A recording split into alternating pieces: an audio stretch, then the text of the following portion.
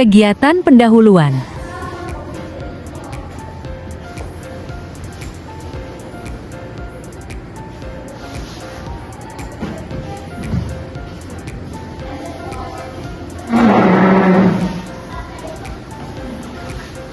Selamat pagi anak-anak.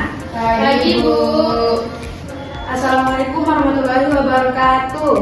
Waalaikumsalam warahmatullahi wabarakatuh. Bagaimana kabarnya hari ini anak-anak? Baik, Bu.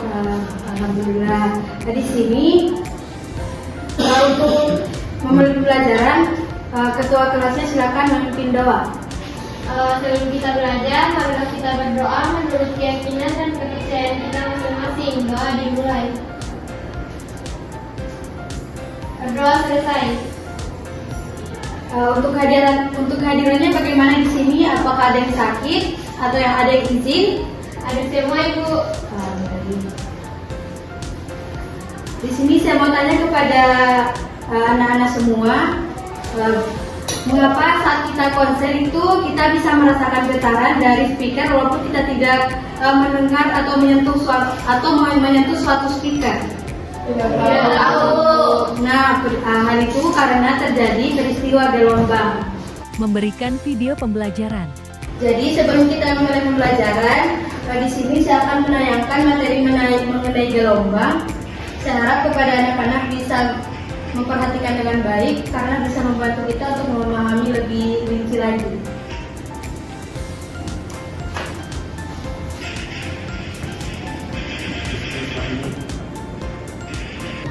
Serius banget tinggal-tinggalnya. Aku penasaran sama bandelnya. Kenapa bandelnya? Geraknya bolak-balik terus gitu loh. Nah, itulah video tadi mengenai gelombang. Saya harap kepada anak-anak bisa memahami mengenai konsep dari gelombang.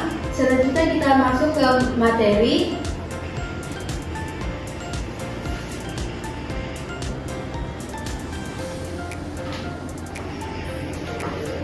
Untuk tujuan pembelajaran pada pertemuan kali ini yaitu peserta didik diharapkan mampu menjelaskan pengertian dari gelombang, kemudian ada jenis-jenis gelombang serta penerapan gelombang dalam kehidupan sehari-hari.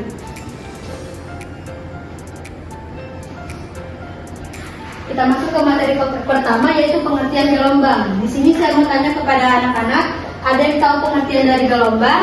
Tidak, Bu. Baik, jadi gelombang adalah getaran yang merambat melalui medium atau tanpa menggunakan medium. Contohnya adalah gelombang air, gelombang suara, gelombang cahaya, dan juga gelombang radio. Untuk jenis-jenis gelombang ini terbagi menjadi dua, yaitu gelombang berdasarkan arah rambat dan arah getarannya, serta gelombang berdasarkan medium kerambatannya. Yang pertama, gelombang berdasarkan arah rambat dan arah getarannya terbagi menjadi dua, yaitu gelombang transversal dan juga gelombang longitudinal.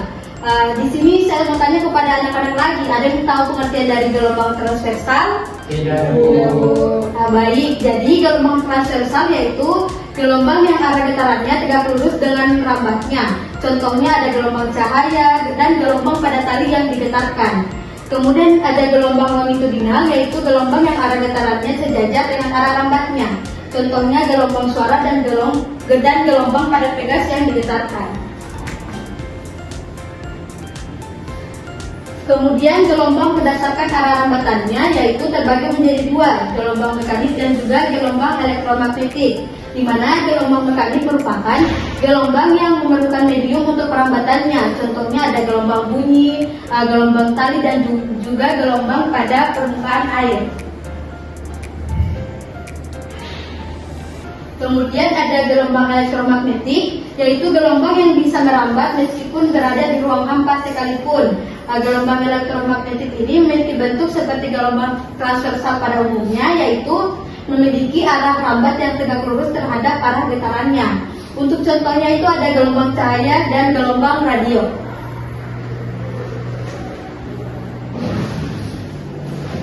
Kemudian ada karakteristik utama dalam gelombang terbagi menjadi dua. Yang pertama ada cepat rambat gelombang dan juga periode. Di sini saya mau tanya, ada yang tahu pengertian dari cepat rambat gelombang? Tidak, Bu. Baik, jadi cepat rambat gelombang adalah kecepatan gelombang yang merambat melalui medium, di mana persamaannya itu ada V sama dengan lambda dikali R.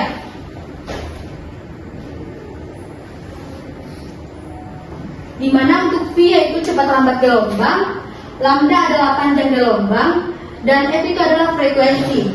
Kemudian ada periode yaitu waktu yang dibutuhkan dalam satu kali putaran. Kemudian kita masuk ke sifat-sifat gelombang, yaitu ada di sini saya mengungkapkan ada 4 sifat gelombang. Yang pertama ada refleksi atau pemantulan, kemudian ada pembiasan, ketiga ada interferensi atau perpaduan, keempat ada polarisasi atau penyerapan arah getar pada gelombang transversal atau gelombang longitudinal. Di sini kita masuk pada sifat gelombang yang pertama yaitu pemantulan, di mana pemantulan adalah peristiwa kembalinya gelombang seperti cahaya atau suara ketika mengenai permukaan yang tidak dapat ditembus.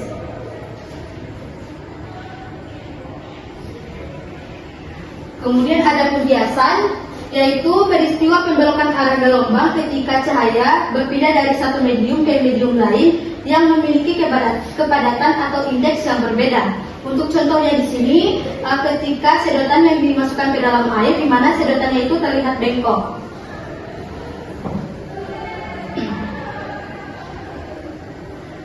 Kemudian di sini ada simulasi gelombang. Yang pertama ada simulasi gelombang bunyi menggunakan software test.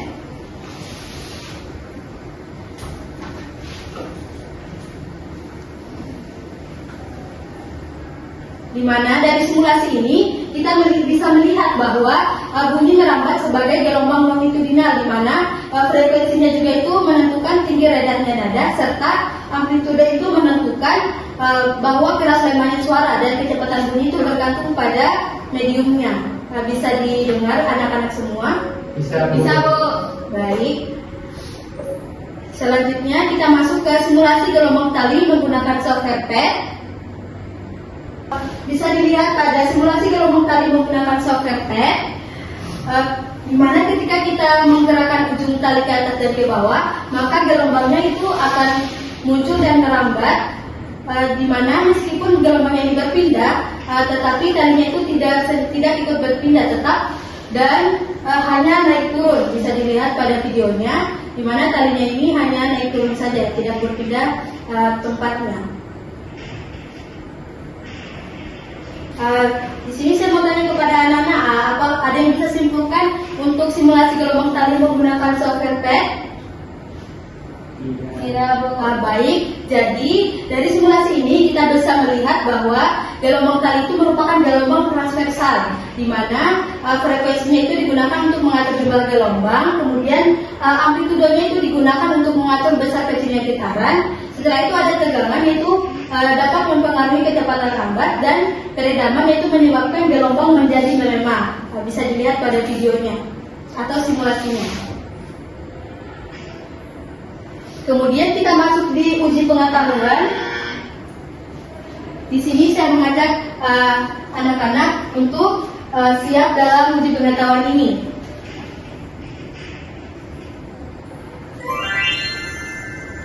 Di sini bisa dilihat untuk soal pertama, perbedaan utama gelombang mekanik dan gelombang elektromagnetik adalah: A. Gelombang mekanik dapat merambat di ruang hampa. B. Gelombang elektromagnetik hanya merambat dalam medium. C. Gelombang mekanik membutuhkan medium, sedangkan gelombang elektromagnetik tidak. D. Gelombang elektromagnetik itu tidak memiliki energi. C. Bu. Baik, kita lihat jawabannya apakah benar atau salah. Yeay, benar. Baik, jawabannya sudah benar. Kemudian kita masuk di soal nomor 2.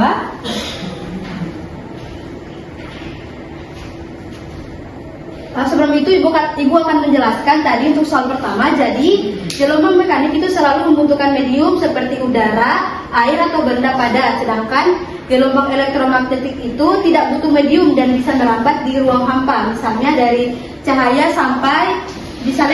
matahari sampai ke bumi. Kemudian kita masuk ke soal yang kedua, yang pertama, yaitu gelombang yang arah getarannya tegak lurus terhadap arah rambat gelombangnya disebut gelombang apa? Gelombang transversal, Bu. Baik, kita cek dulu jawabannya. Nah, jawabannya sudah benar. Ya. Gelombang transversal adalah gelombang yang arah getarannya membentuk sudut 90 derajat terhadap arah rambat gelombang. Contohnya pada tali dan gelombang pada permukaan air. Jadi getarannya ini naik turun, tetapi rambatannya itu maju ke depan.